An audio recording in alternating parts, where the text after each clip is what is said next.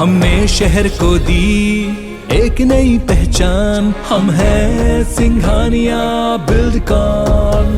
हाथी अब छत्तीसगढ़ से मध्य प्रदेश की सीमा में दाखिल हो रहे हैं। अधिकारियों ने बताया कि 14 साल पहले 2008 से छत्तीसगढ़ से मध्य प्रदेश आए जंगली हाथियों का मूवमेंट जारी है। अब तक इन हाथियों ने 11 जिलों में आमद की है।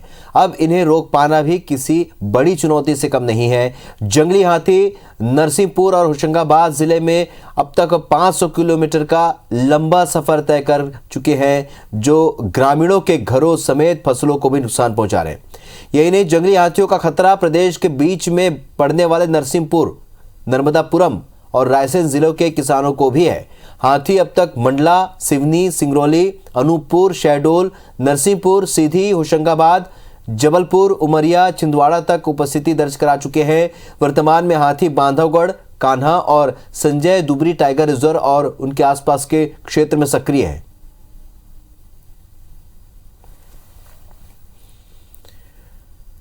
शिकिल व्यवहार हमारे सहयोगी और ज्यादा जानकारी के साथ इस खबर पर सीधे इस वक्त हमारे साथ जुड़ रहे हैं। शिकिल, छत्तीसगढ़ में काफी उत्पात मचाया है हाथियों ने और इसकी खबर भी हम लगातार दर्शकों तक पहुंचाते रहे। अब मध्य प्रदेश का रुख किया है, नरसिंहपुर में अब हाथियों की एंट्री हुई है। ग्रामीणों को किस तरीके से परेशानी हो रही है और वन विभाग के सामने कितनी बड़ी चुनौती है?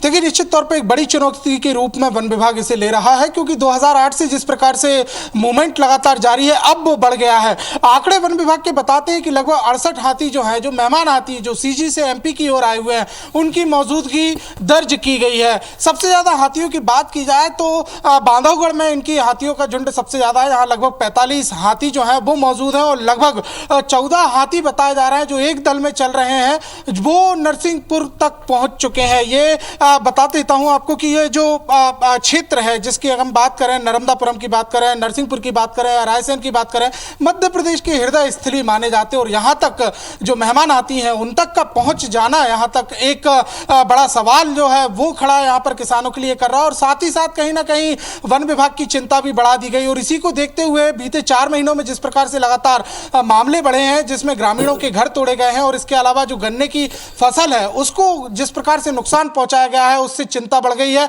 और इसी को देखते हुए राज्य सरकार ने एक समिति का गठन किया है। यह समिति इस बात पर विचार विमर्श करेगी कि जिस प्रकार से हाथियों का मूवमेंट हो रहा है उसे आखिर कैसे रोका जाए या किस प्रकार से इस समस्या का समाधान पाया जाए। मध्य प्रदेश के सामने ये नई प्रकार की चुनौती है, क्योंकि इससे पहले देखा जाए तो हाथियों की बहुत ज्यादा उत्पात की खबरें सामने नहीं है। हालांकि मंडला की बात की जाए या फिर सिंगरौली की बात की जाए, उमरिया की बात की जाए, यहां जरूर समय समय पर कुछ मामले सामने आते रहे थे, लेकिन बीते 4 महीनों में अब ये समस्या और बढ़ गई है। इतना ही नहीं, बल्कि रायसेन की बात अगर की जाए तो रायसेन के जो गांव हैं, जो होशंगाबाद और नरसिंहपुर की सीमा से लगे हुए हैं, नर्मदा के किनारे वाले क्षेत्र यहां पर माने जाते हैं, क्योंकि ये सतपुड़ा की घने जंगलों के बीच से होती हुई एक पूरी टेरिटरी बनती है। और इस टेरिटरी में जिस प्रकार से ग्रामीणों के सामने कई बार सामना जिस प्रकार से हाथियों का हुआ है, उसे देखते हुए अब कुछ ज्यादा चिंता यहां पर बढ़ गई है। वन विभाग के अधिकारियों ने बताया है कि बिलासपुर से होते हुए अनूपपुर, अनूपपुर के बाद